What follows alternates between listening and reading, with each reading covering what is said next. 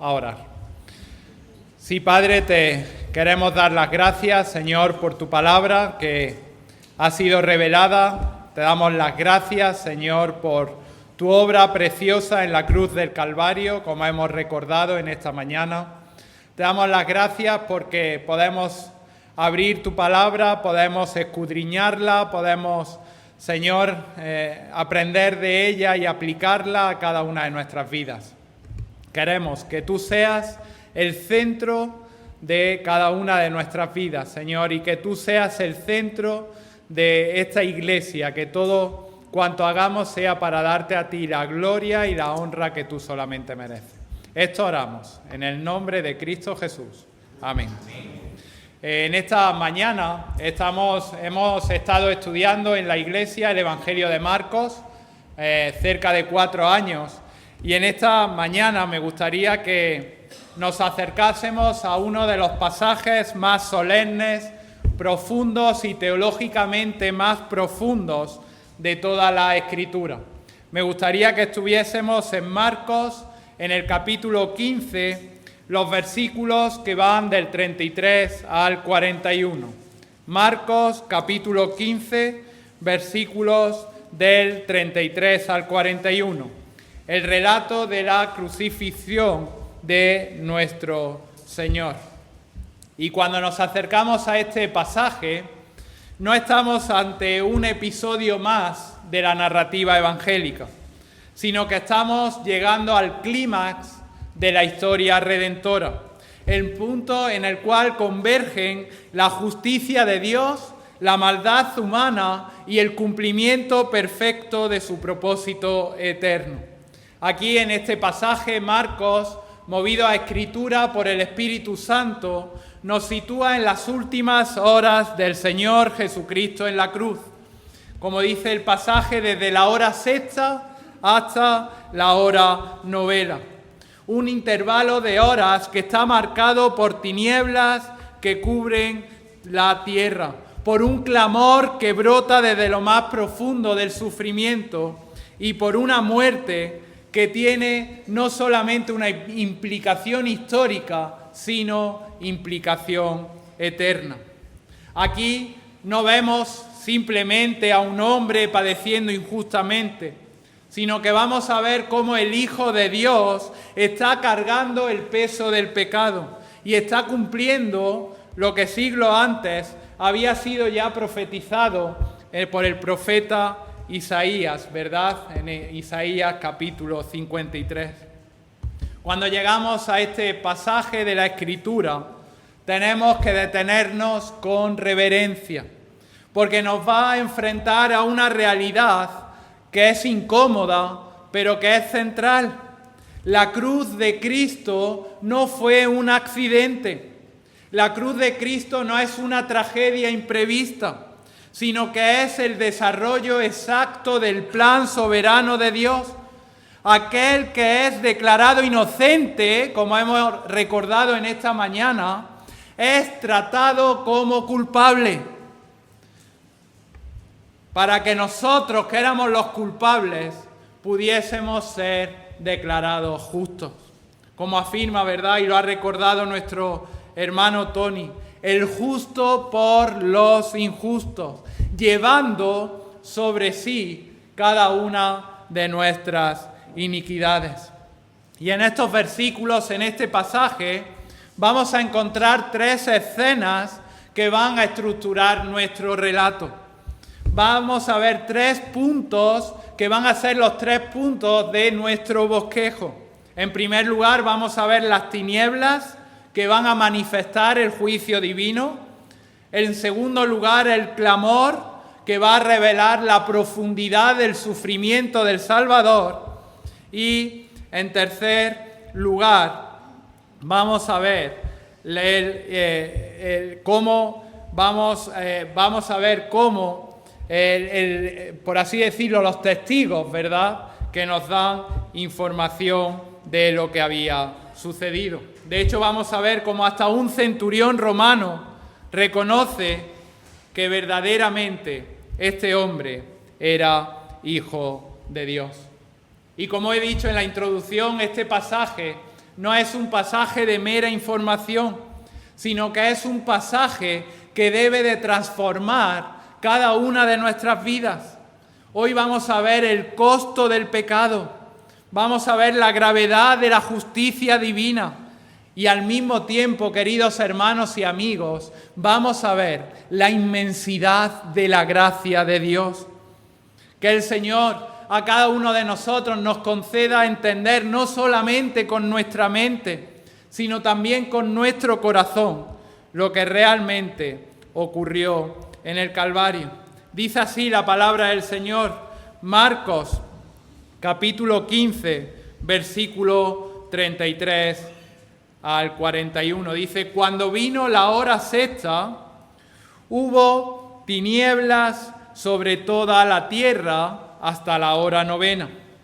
Y a la hora novena, Jesús clamó a gran voz diciendo, Eloi, Eloi, lama sabactani, que traducido es, Dios mío, ¿por qué me has desamparado? Y algunos de los que estaban allí decían al oírlo, mirad, llama a Elías. Y corrió uno, y empapando una esponja en vinagre, y poniéndola en una caña, le dio a beber, diciendo, dejad, veamos si viene Elías a bajarle. Versículo 37. Mas Jesús, dando una gran voz, expiró. Entonces el velo del templo se rasgó en dos, de arriba a abajo. Y el centurión que estaba frente a él, viendo que después de clamar había expirado, así dijo, verdaderamente, este hombre era Hijo de Dios.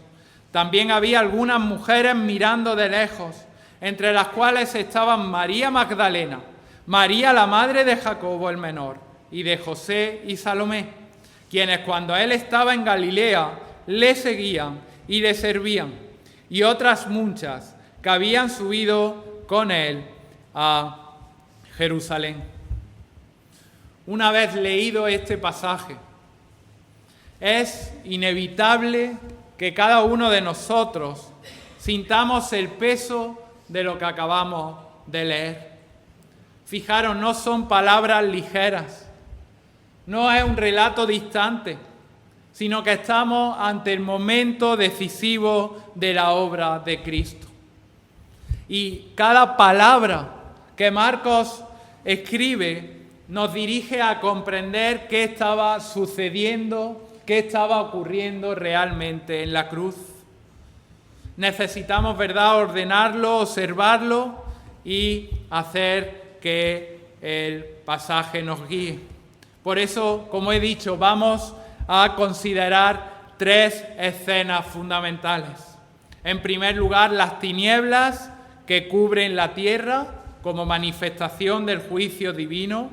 En segundo lugar, el clamor de Jesús que revela la profundidad de su sufrimiento y el significado de su abandono. Y finalmente, los acontecimientos posteriores a su muerte.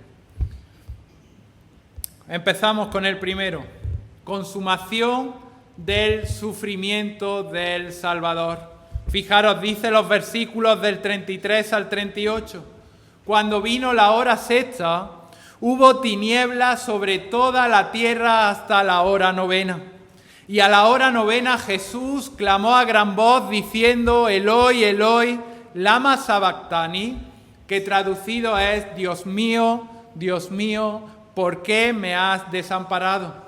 Y algunos de los que estaban allí decían al oírlo, mirad, llama a Elías.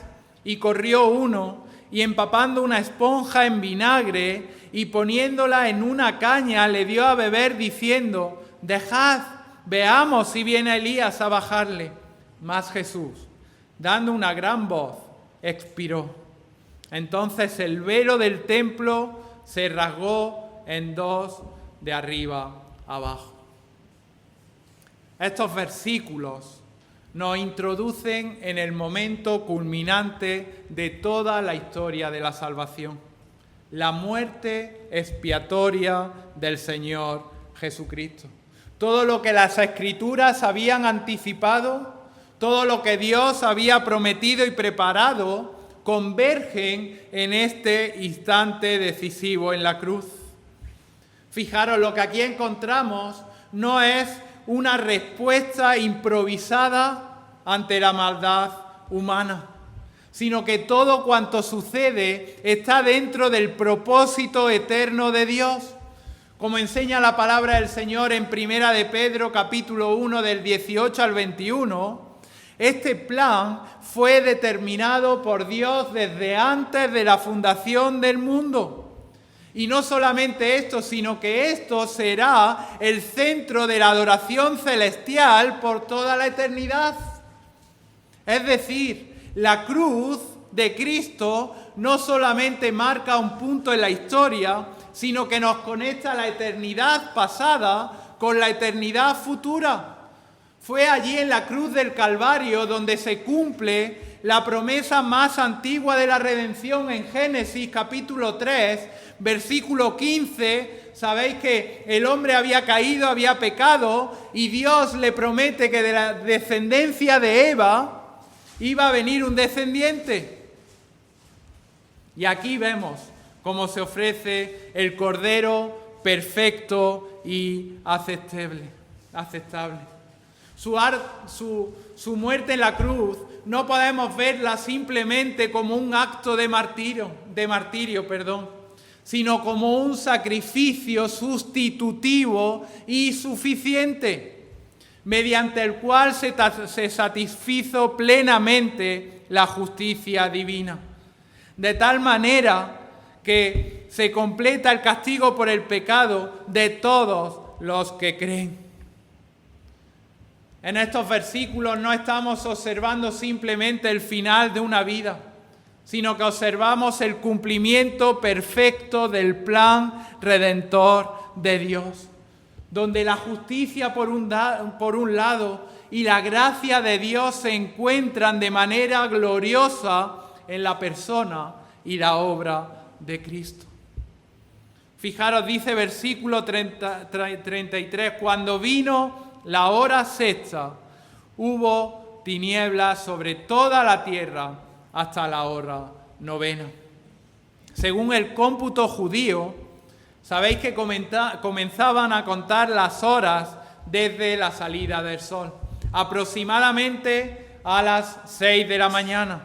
Por tanto, cuando el texto nos dice que vino la hora sexta, nos está situando aproximadamente al mediodía. Para ese momento, el Señor Jesucristo ya llevaba más de 3 horas crucificado. Como vemos en Marcos capítulo 15, versículo 25, dice, era la hora tercera cuando le crucificaron. Ya llevaba 3 horas en la cruz, ya llevaba 3 horas soportando no solo el dolor físico, sino también la burla, el rechazo y la humillación. Y no específicamente el Evangelio de Marcos, pero sí el resto de los evangelios nos registran qué suceden durante esas 3 horas, antes de que las tinieblas, como dice nuestro pasaje, cubriesen la tierra. Fijaros, en esas 3 horas, desde la hora tercera hasta la hora sexta, el Señor Jesucristo pronuncia 3 declaraciones que revelan su carácter, que revelan su persona y revelan la naturaleza de su misión. Fijaros, en primer lugar, nos va a mostrar su compasión. ¿Por qué? Porque aún en medio del sufrimiento, el Señor Jesucristo intercede por cada uno de sus verdugos y les dice, Padre, perdónalos porque no saben lo que hacen. En Lucas capítulo 23, versículo 34. Fijaros, no responde con juicio inmediato, sino que aquí el Señor Jesucristo muestra su gracia. Y no es casualidad, ¿verdad?, que uno de los malhechores, al oír estas palabras del Señor Jesucristo, sea confrontado en su corazón y termine buscando el perdón que Cristo estaba ofreciendo. No solamente nos muestra su compasión, nos muestra su gracia, sino que en este periodo de 3 horas en el que el Señor estaba en la cruz, contemplamos su autoridad para salvar.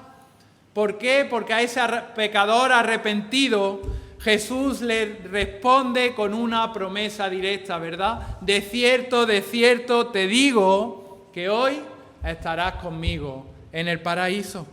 En medio de la muerte, en medio de esta situación, Cristo, queridos hermanos y amigos, otorga vida. En medio del juicio, augura y asegura salvación. Y finalmente, en tercer lugar, observamos su cuidado fiel, ¿verdad?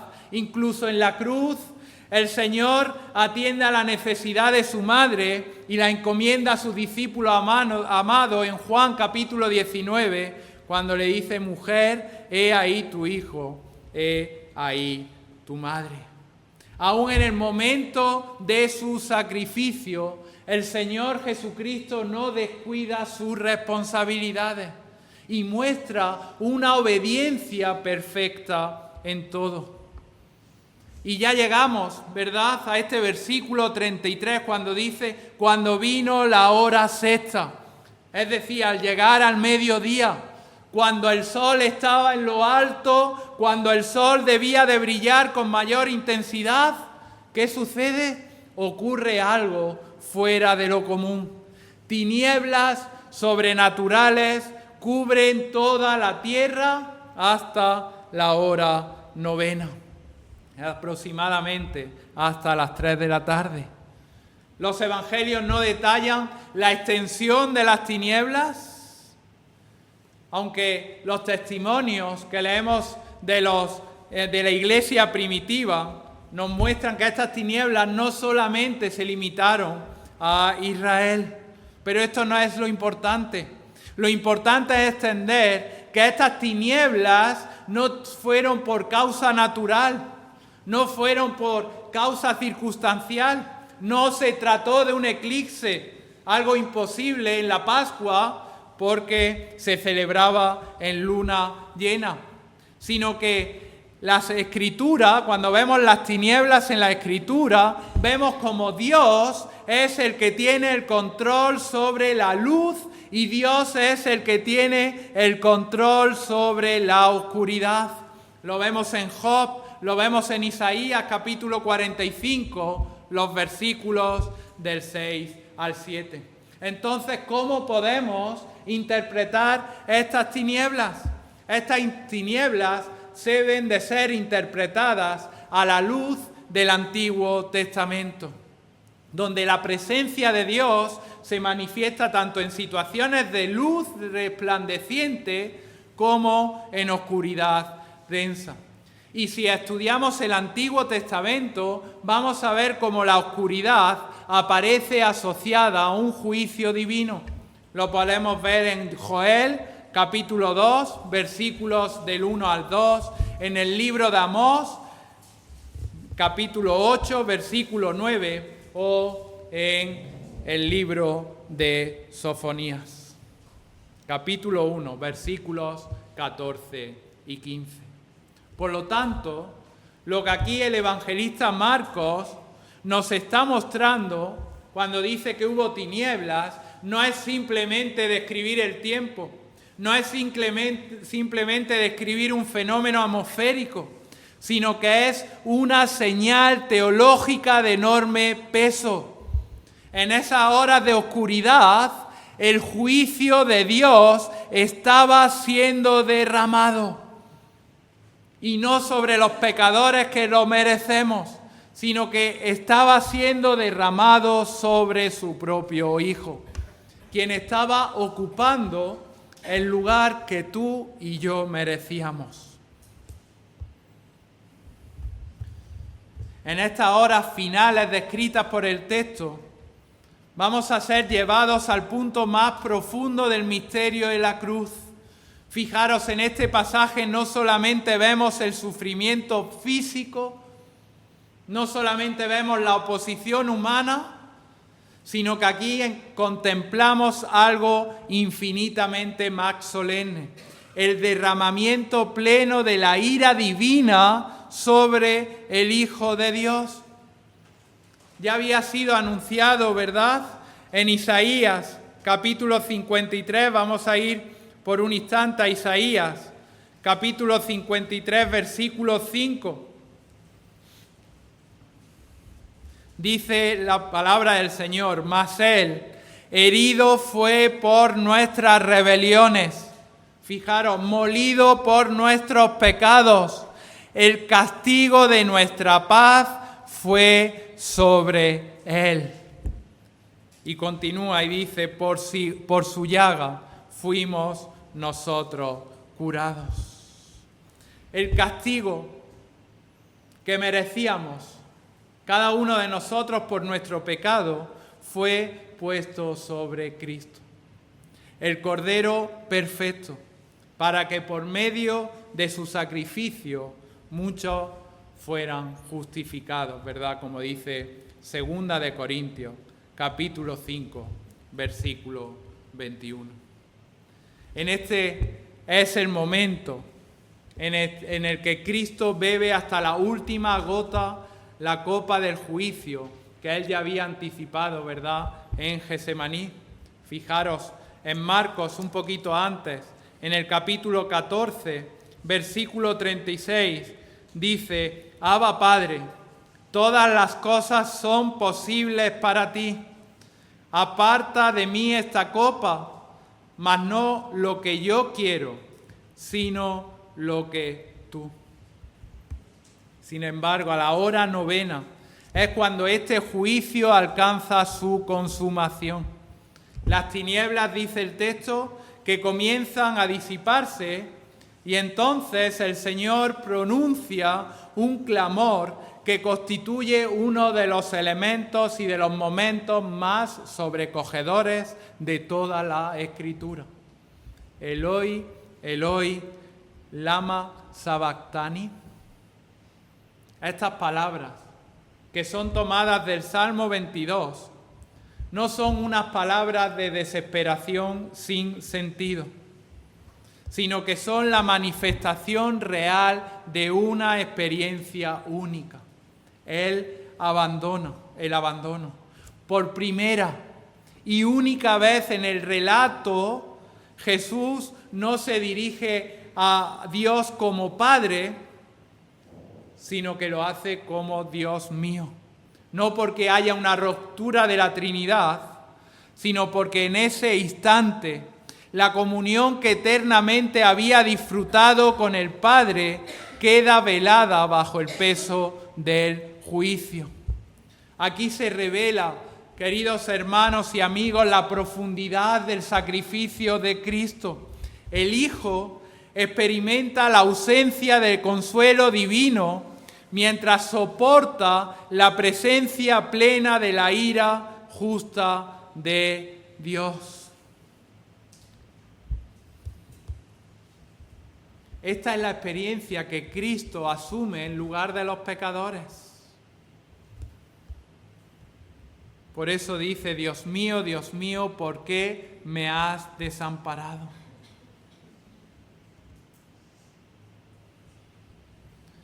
Y lejos de responder con reverencia, los que estaban allí presentes intensifican su burla. Fijaros, dice versículo 35, mirad, llama a Elías. Eso no era una ignorancia de los que estaban allí, sino que estaban despreciando, ridiculizando y desafiando la identidad mesiánica de Cristo. Incluso, como dice el versículo 36, dice: y corrió uno, y empapando una esponja en vinagre y poniéndola en una caña le dio a beber, diciendo: dejad, veamos si viene Elías a bajarle. Lejos de ser un acto de compasión genuina, se convierte en una extensión del rechazo y la humillación, cumpliendo, ¿verdad?, lo que ya había sido profetizado. ¿Qué escenario? En medio de este escenario de oscuridad, de juicio, de desprecio, Jesús no pierde el control. Lejos de extinguirse lentamente, vemos cómo Jesús muestra su autoridad hasta el final. Y tal como declara el Evangelio de Juan, en el capítulo 10, versículos 17 y 18, Él entrega su vida voluntariamente. Por eso, queridos hermanos, su clamor final no es una derrota, sino es unas palabras de consumación, cuando dijo: consumado es. La obra redentora ha sido completada. El precio ha sido pagado en su totalidad. Y acto seguido, como leemos en el Evangelio de Lucas, en el capítulo 23, versículo 46, encomienda su espíritu al Padre y expira. El Señor Jesucristo no muere como una víctima de las circunstancias, sino como el Redentor que ha cumplido perfectamente su misión. Por eso, fijaros, dice versículo 38, mas el velo del templo se rasgó en dos, de arriba abajo. ¿Cuál fue la respuesta divina a este acontecimiento? Una respuesta inmediata y contundente. El velo del templo se rasga de arriba abajo. Y este velo rasgado de arriba abajo no es algo meramente simbólico, sino que lo que está marcando es el fin del sistema sacrificial del antiguo pacto y declara que el acceso a Dios ya no está restringido. Aquello que durante siglos, como conocéis, estuvo reservado únicamente al sumo sacerdote una vez al año y antes de haber limpiado sus pecados, ahora queda abierto por medio del sacrificio perfecto de Cristo. Así que la cruz no solamente representa muerte, sino que también representa cumplimiento, acceso y reconciliación. Lo que aquí termina no es simplemente la vida terrenal de Jesús, que como sabéis resucitó al tercer día, sino que lo que aquí está terminando es todo un sistema de sacrificio que pasa y da lugar a una nueva relación entre Dios y los hombres. Aquel velo que separaba el lugar santísimo había sido durante siglos un recordatorio visible y permanente de una realidad espiritual, y era que el pecador no podía tener acceso directo a la santa presencia de Dios. Ningún sacrificio animal, por más repetido que hubiese sido hecho, por más cuidadoso que hubiese sido ofrecido, jamás lograba abrir ese camino. Sin embargo, en la tarde de ese viernes, en el mismo momento en los cuales los sacerdotes ofrecían los corderos de la Pascua, en el pasado, Dios actuaba de manera definitiva por medio del sacrificio del verdadero Cordero. Todo aquello que los sacrificios del antiguo pacto podían señalar quedó en este momento plenamente continuo. La muerte del Señor Jesucristo no es una continuación del sistema, sino es la consumación y al mismo tiempo su final. Además, que el velo se rasgara de arriba abajo indica que fue Dios el que tomó la iniciativa.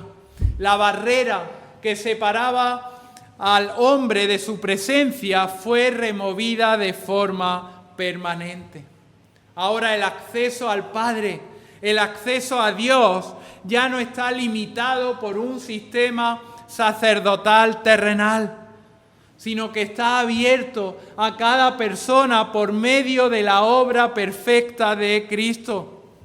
Como afirma la Escritura en Hebreos capítulo 4, versículo 16, ahora podemos acercarnos confiadamente al trono de la gracia. Los sacrificios, los rituales, las ceremonias ya no eran necesarios. La cruz, este momento, redefine completamente la relación entre Dios y los hombres. Pero esta apertura no es una apertura automática, no es una apertura impersonal, sino que tiene un único fundamento, que es la obra de Jesucristo. Es por ello que la mayor necesidad, al contrario de lo que se dice en esta sociedad, del ser humano no es mejorar su conducta, no es acumular méritos, ni siquiera es adherirse a un sistema religioso, sino que la mayor necesidad de cualquier ser humano es ser reconciliado con Dios.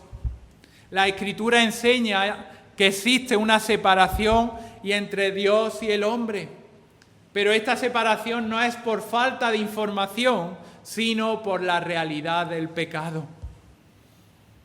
Y esa separación no puede ser resuelta por nuestra inteligencia, no puede ser resuelta por nuestro esfuerzo, sino únicamente por Cristo. Por eso vino Cristo, porque nadie más podía hacer lo que Él hizo.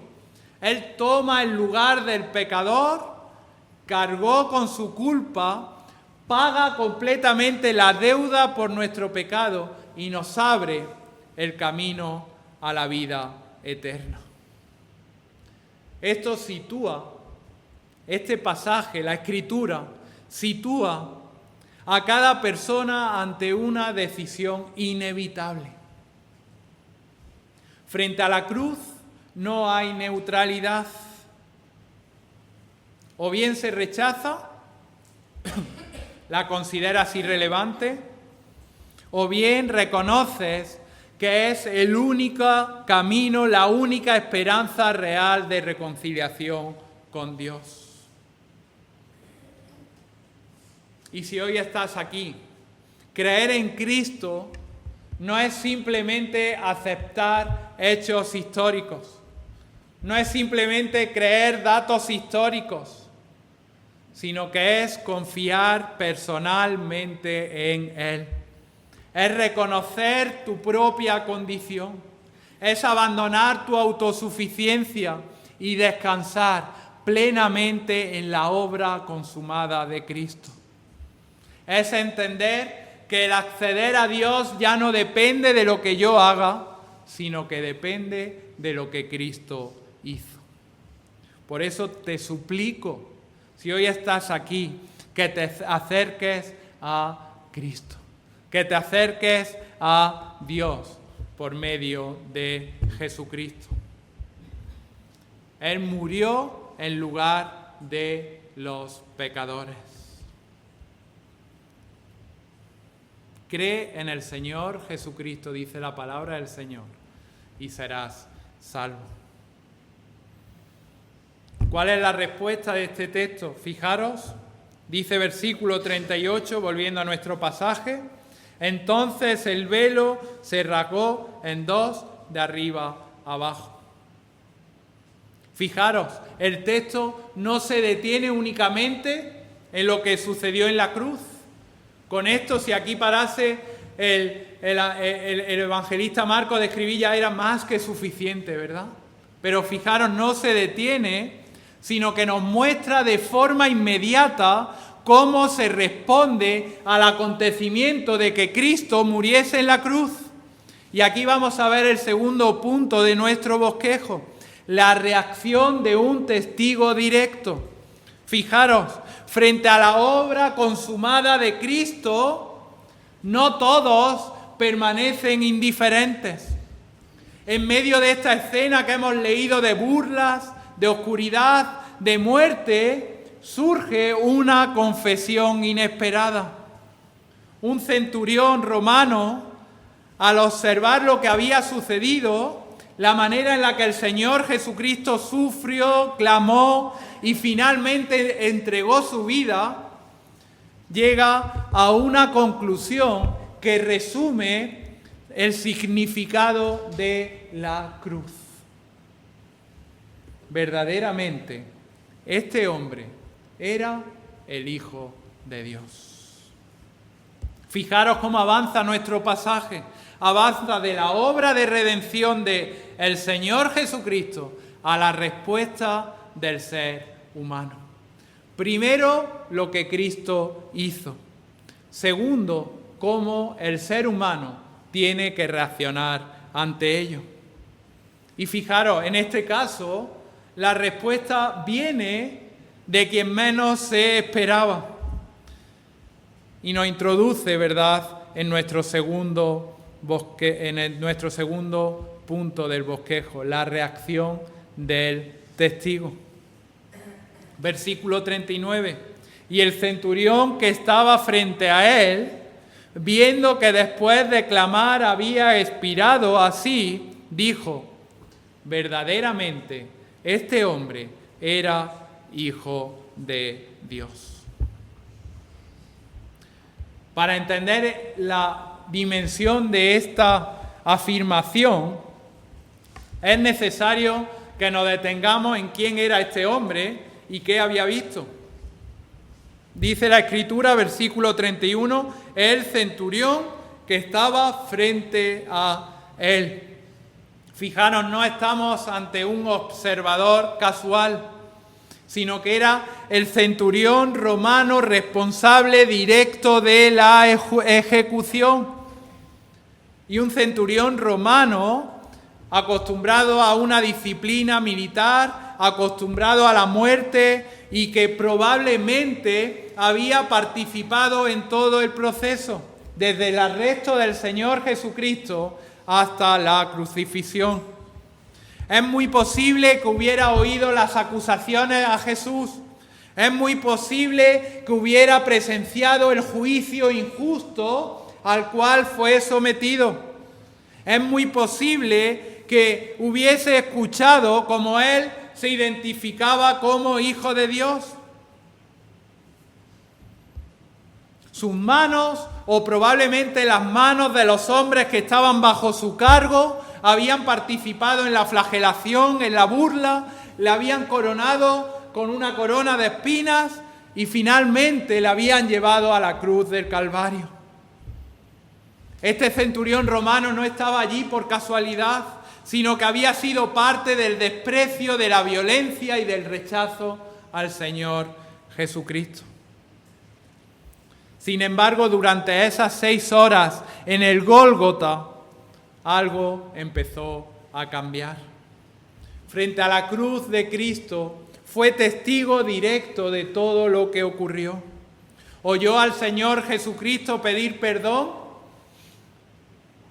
Escuchó la promesa que le había hecho a uno de los malhechores. Observó la serenidad, su dominio. Luego vio las tinieblas. Durante 3 horas permaneció debajo de esa oscuridad inexplicable. Y cuando el Señor Jesucristo, antes de morir, escuchó: consumado es. Vio cómo entregaba su vida, pero no como alguien vencido, sino como alguien que ejercía autoridad hasta el último instante. Este centurión, que probablemente había presenciado innumerables ejecuciones, esto no encajaba en ninguna categoría conocida. Nadie moría como murió el Señor Jesucristo. Nadie sufría así, nadie hablaba así.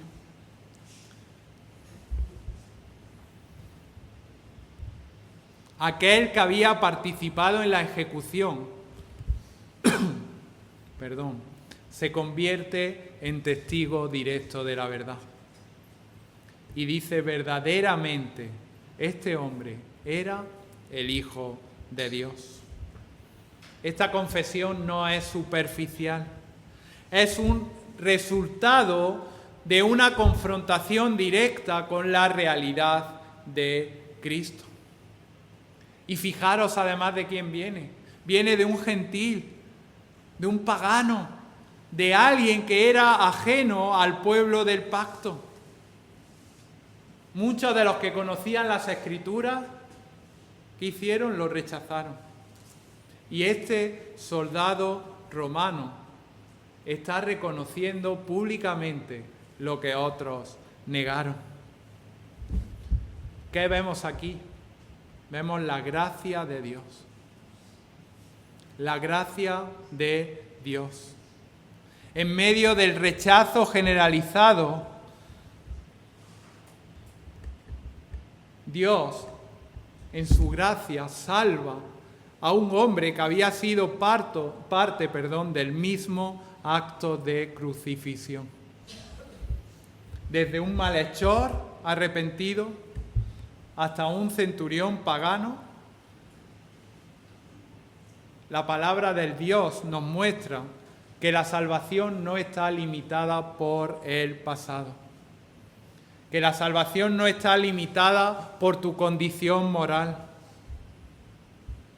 Da igual, Dios es un Dios de gracia. Ambos eran culpables, tanto el centurión como el malhechor. Ambos habían participado directa o indirectamente en la burla contra Cristo.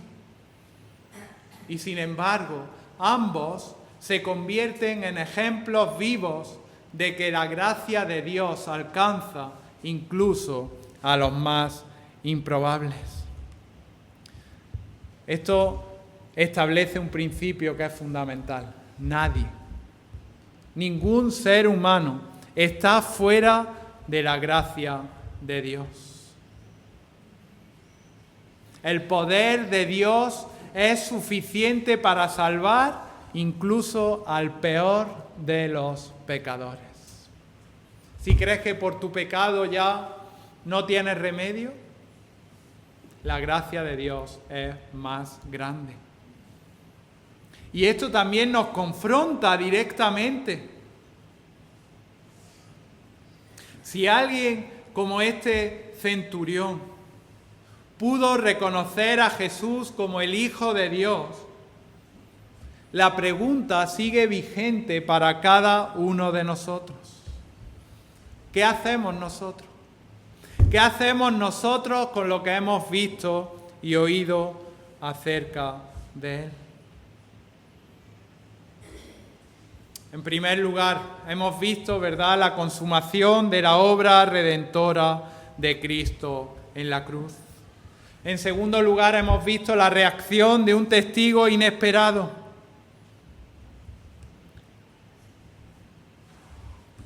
El texto nos lleva desde la obra de la cruz hasta la respuesta personal ante ella.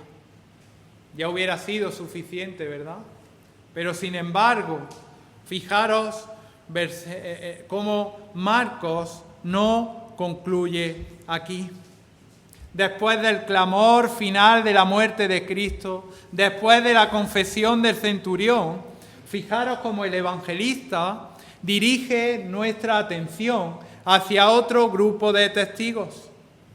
Y estos testigos no son hombres poderosos, no son figuras prominentes, sino que son personas que desde la distancia permanecen observando con fidelidad. Este tercer elemento introduce un contraste, ¿verdad?, significativo. Frente a la burla de la mayoría, frente a la confesión de uno, encontramos por otro lado la presencia silenciosa y perseverante de aquellos que habían seguido a Jesús desde antes.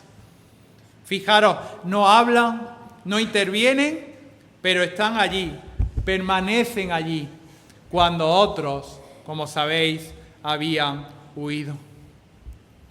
Por tanto, el pasaje nos conduce a nuestro tercer punto, que es la confusión de los simpatizantes leales. Fijaros, dice versículos 40 y 41, y ya vamos terminando. Dice versículo 40, también había algunas mujeres mirando de lejos, entre las cuales estaban María Magdalena, María, la madre de Jacobo el menor y de José, y Salomé, quienes cuando él estaba en Galilea le seguían y le servían, y otras muchas que habían subido con él a Jerusalén. Como he dicho, el Evangelio de Marcos, en este pasaje que es el clímax de la obra redentora, nos dirige primero al centurión y luego a este grupo de personas silenciosas, pero profundamente significativo. Unas mujeres que observaban desde lejos, en medio del abandono generalizado. Este grupo de mujeres permanecen fieles con el Señor Jesucristo, no con protagonismo, no con declaraciones públicas, sino con una fidelidad perseverante, incluso en el momento más oscuras. Estas mujeres, como dice el texto, habían seguido a Jesús desde Galilea, le habían servido de manera constante. Su presencia ahí en la cruz del Calvario no es casual, sino que están mostrando que su fe era una fe real. Aunque en ese momento tenían dolor, estaban confusas, estarían llenas de incertidumbre, permanecen fieles con una fe fiel al lado de Jesús. Desde una perspectiva meramente humana, lo que ellas estaban contemplando era el final. El Mesías, en quien habían depositado su fe, estaba muerto. Las promesas se habían desmoronado. La cruz, lejos de representar victoria, lo que estaba haciendo era confirmar la derrota. Y sin embargo, aunque no lo estaban comprendiendo plenamente, ellas estaban siendo testigos no del final, sino del umbral de algo mucho mayor. Y es aquí donde el tercer punto de nuestro bosquejo adquiere su verdadero peso.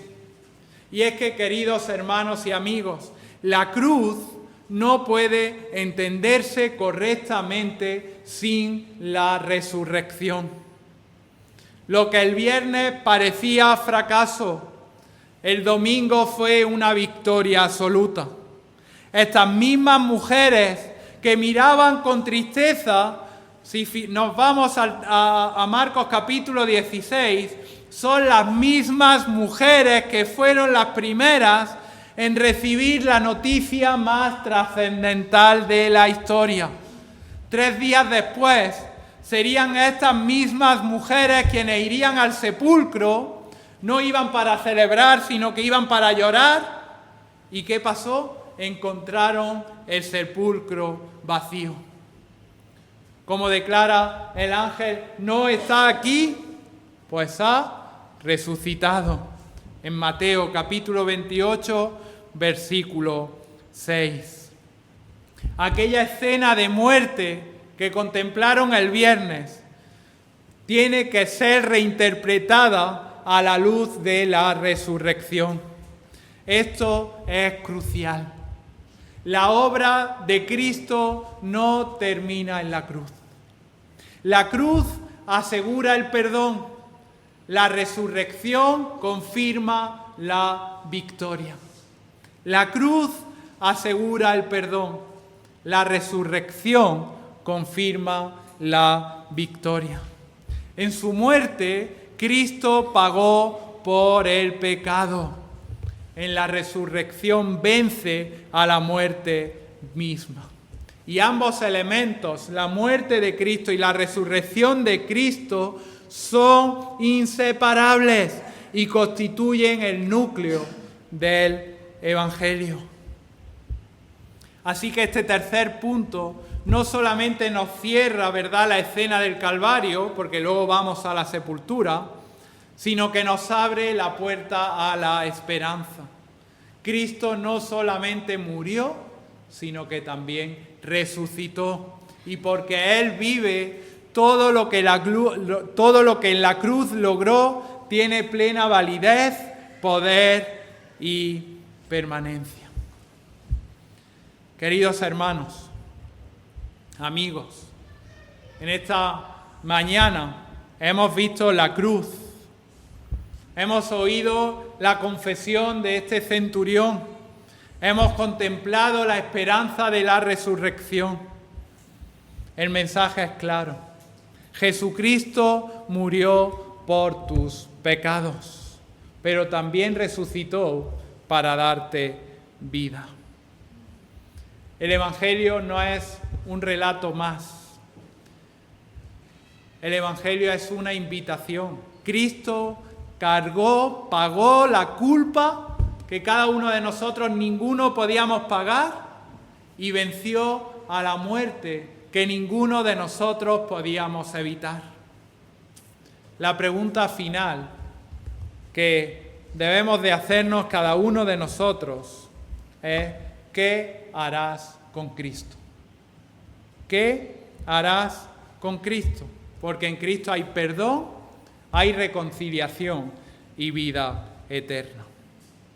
Aún hoy es tiempo de salvación. Aún hoy puedes pasar de muerte a vida. Cree en el Señor Jesucristo y serás salvo. Amén. Vamos a orar.